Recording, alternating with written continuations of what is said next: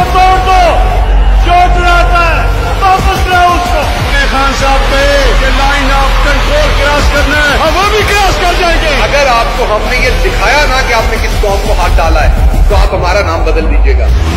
मैंने तुम्हें कहा था कि मैं जब इक़्तिदार से निकलूंगा मैं ज्यादा खतरनाक बनूंगा तुम्हारे लिए।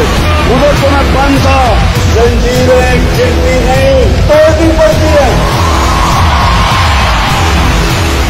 आजादी मिलती नहीं छीननी पड़ती है। इमरान खान के लिए कटने के लिए मरने के लिए जान देने के लिए तो तैयार खड़ा है। उनके कफन बांध जाएंगे, कल को बताएंगे कि कौन होते हो तो हमें गुलाम बनाने वाले।